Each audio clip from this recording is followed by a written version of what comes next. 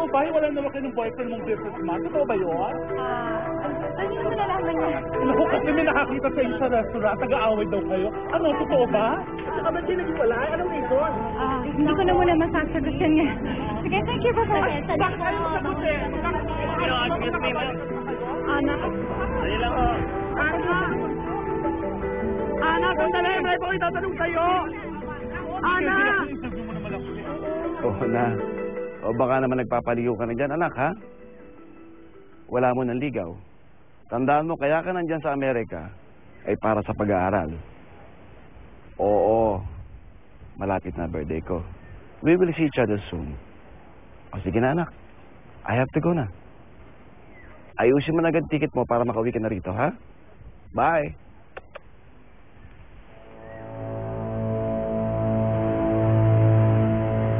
Ano nangyari? Mga kasama, talasan yung mga mata nyo. Sumagot yung mga kalaban. Siguradong mapipigilan itong halamang gamot na itong pagdurugo ng sugat mo, Tilo.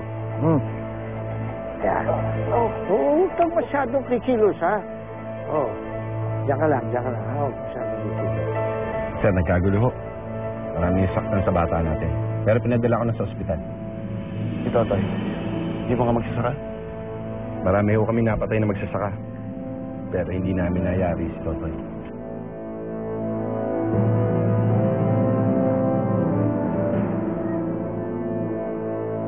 Totoy, wala pa rin ang anak ko. Hindi ko pa nakikita si Edgar. Wala na ho kami magagawa. Patay na kasi ho sila eh. Hindi totoo yan. Hindi totoo yan. Buhay ang anak ko. Buhay. Sugatan lang siya. Uy, balik akong anak ko. Mitri.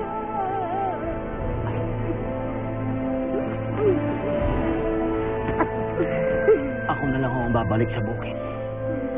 Huwag ko kayo mag-alala. Ibabalik ko yung anak niyo. Totoy, mag-ingat ka.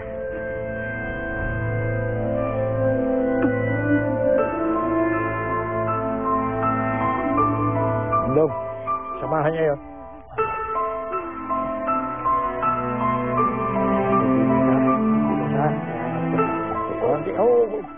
Sana hindi ka na lang umiwas sa mga reporters kanina. Sana sinagot mo na lang yung tanong nila. Masyado na kasing personal yan, Miguel. Ayoko na pag-usapan yun. You have to understand na public property ka. So, pag mayroong issue tungkol sa'yo, siyempre, interesado lahat ng tao malaman, lalo na yung side mo. Yun lang ang ayaw ko sa trabaho ko. Yung pati buhay ko pinapakailan mo. Eh ano pa itatago ko sa buhay ko? Honestly, wala. Pero still, kung ayaw mong sagutin yung mga tanong nila, okay lang. Kaya na lang natin mamatay mag-sing issue.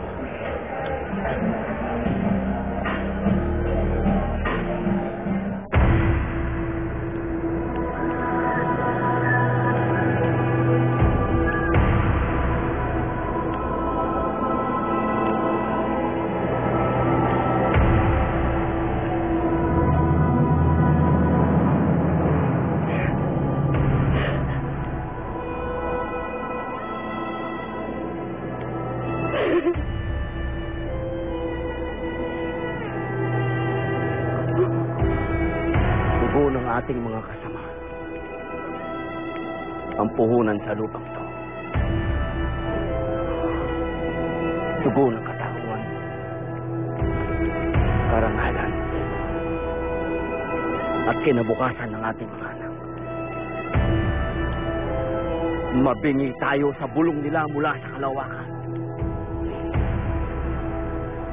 Sa atin ang lupang to.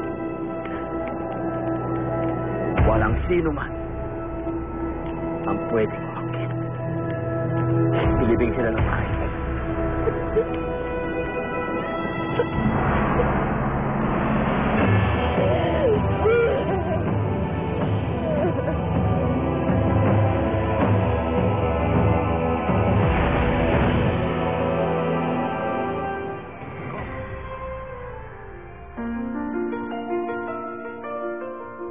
po, sir.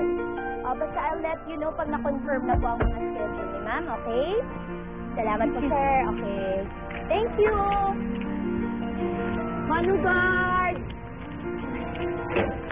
Thank you! Alam mo, Mare, napakaswerte mo talaga at manager mo yung si Miguel, ano? Kasi maasahan mo talaga yan. Mahusay! Para sa'yo.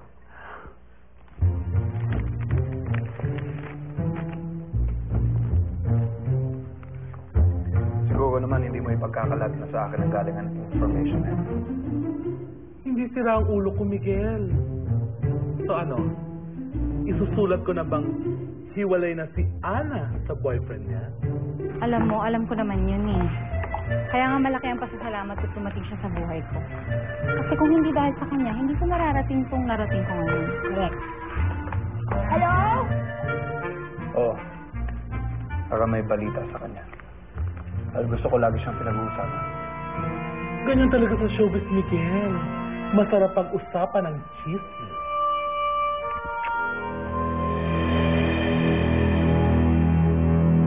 Nagawa ng mga magsasaka yun? Kumpadre, nananahimik ang mga tao ko. Nilusob sila ng mga magsasaka sa pangunguna ng Totoy Magtanggol na yun. Yung ibang tao ko, sugatan nandun sa ospital. Lumabag na sila sa batas, kumpadre. Iparesto mo na ang lahat ng magsasaka sa pangunguna ng Totoy Magtanggol na yan. Sige, pare. Aresto ko na agad sa mga tao ko ang Totoy na yun. Ay!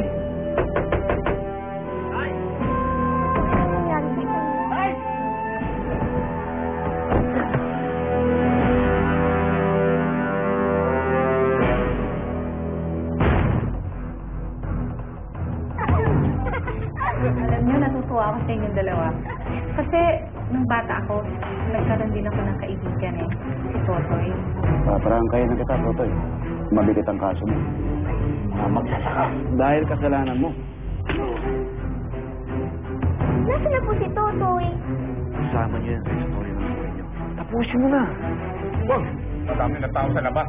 Hinahanap si Totoy. Kung ayaw umalis, Mayor, gamitan niyo ng baril.